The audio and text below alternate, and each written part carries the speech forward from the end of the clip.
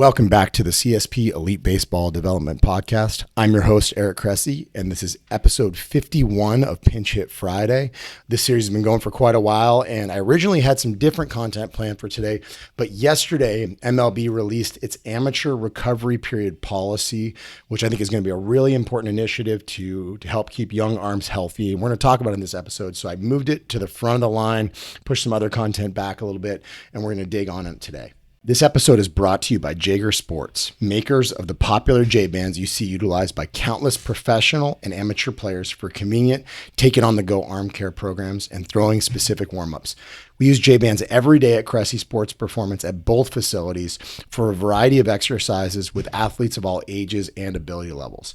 Visit ericcressey.com/J-bands to get 10% off your order, which is automatically applied at checkout. While you're there, be sure to check out their resources with respect to long toss and mental skills training. Again, that's ericcressey.com/J-bands to get 10% off on your order. It's automatically applied at checkout. These are outstanding resources that I'd encourage you to really take advantage of. They'll be a difference maker for your arm health and performance. Okay, so today we are going to dig in on this new memo/policy that MLB just released yesterday. It's called the Amateur Recovery Period Policy.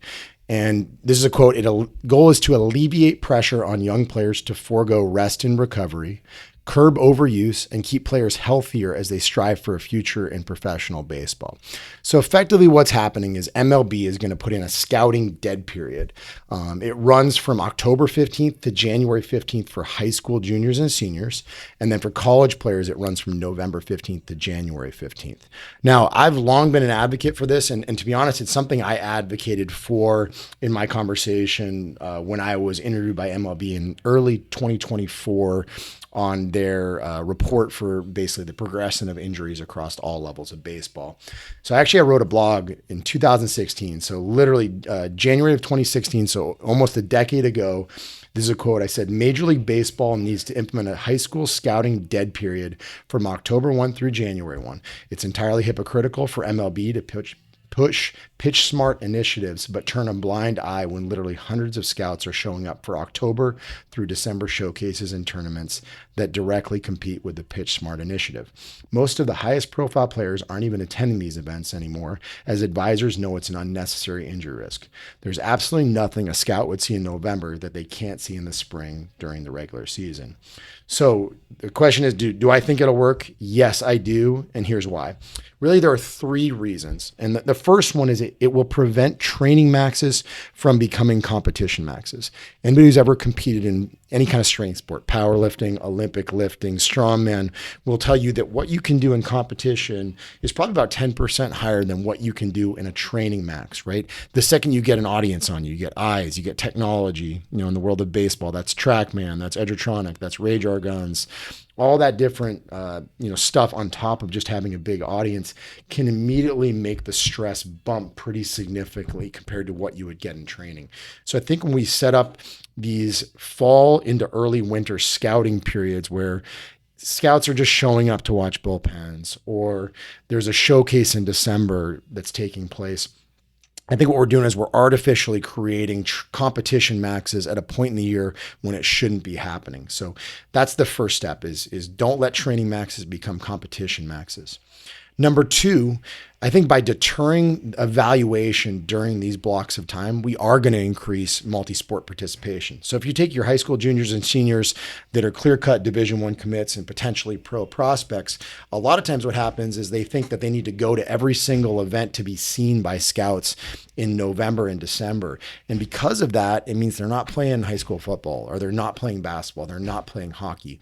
So I think by getting rid of these opportunities to be scouted, we're going to increase the incentive for them to go out and actually play those other sports, or at the very least get involved in them recreationally while going through a comprehensive strength and conditioning program, and probably more importantly, a very gradual build up into the subsequent season. So we're going to get more multi-sport athletes, in the states that actually allow for it. If you look where I am in the state of Florida or some of these warm weather climates, it really is hard from a calendar standpoint to play basketball when the high school baseball season actually starts in January. So that's a whole other another fish to fry for another day. But I do think that deterring evaluation, during these points in the year are going to give us more, at least, fall, spring athletes.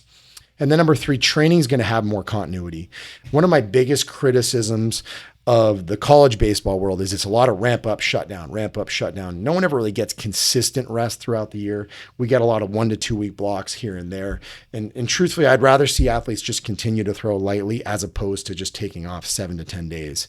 If you look at where baseball injuries occur in the yearly calendar, we always see a big spike in spring training. And then we see another little spike right after the All-Star break. Usually where we see a lot of problems is when athletes kind of acute workload really surges. And it's usually after a period of lower stress where they get into a little bit of trouble. They get out over their skis and get too hot too quickly. So I think it's really important to have continuity in training where we have a gradual build that peaks at the right times throughout the competitive year. So really, those are my big 3 reasons why I do think this will have a good effect. First, it'll keep those training maxes from becoming competition maxes. Second, it'll increase multi-sport participation. And third, training, both throwing, strength and conditioning, all that stuff is just going to have more continuity where you're not working around the November showcase or some random buildup for an athlete that's frankly working with smaller margins for error because they are throwing with such elite arm speed at such young levels. So really, big picture, this is something that's upstream. The idea is to throw some guardrails on the entire development process where we're trying to protect against the 10 to 15% of decisions that are the dumbest, right? The ones where an athlete who's not ready at all goes and tries to throw for a bunch of scouts the second week in January when they haven't even been off the mound, right? And we do see this a lot. A lot of the decisions that are made are the biggest problems, more so than anything in terms of physical preparation or anything like that. So just remember, though, that injuries are skyrocketing at all-time high rates. We are not going to completely reverse this trend. Instead, what we're going to do is we're going to attenuate that, right? The increase will probably go down. And this is not something that you're going to be able to critically evaluate in this first year, right? We're going to see the results of this over the course of the next 4 to 5 years. And we're going to see it the most by talking to the surgeons who do the most elbow surgeries. You're going to call Dr. Meister, Dr. Eltresh, Dr. Ahmad, Dr. Dugas, all these guys who are doing the most high-level elbows. And really the way that we evaluate this is we're going to ask them, how busy are you in November through February? Because those guys should not be doing tons and tons of elbow surgeries in a good developmental model on high-level throwers during that time of year. Maybe they get a surge of guys at the end of the major league and minor league seasons who just didn't respond well to conservative treatment. But if Dr. Meister's calendar is absolutely booked between Christmas and New Year's in the baseball world, that's not a good thing. So the goal is to attenuate this increase and do it at certain times of year. We're still going to see spikes of guys who showed up to spring training either unprepared or ones that got hot too quickly. But the most important thing is that we are going to see a blunting of the number of injuries that take place during that off-season timeline. So I think it's great stuff. I think you really, really need to commend MLB for taking this big first step. Certainly there's some other things that we can do to continue to put some safety guardrails on for the entire industry as a whole, but I do think this is a great place to start. So kudos to MLB. Thank you very much for tuning in and have a great weekend. As a reminder, this episode was brought to you by Jaeger Sports, makers of the popular J-bands you see used by MLB and amateur players for convenient take-it-on-the-go arm care programs. Visit ericcressey.com/J-bands to get 10% off your order automatically applied at checkout.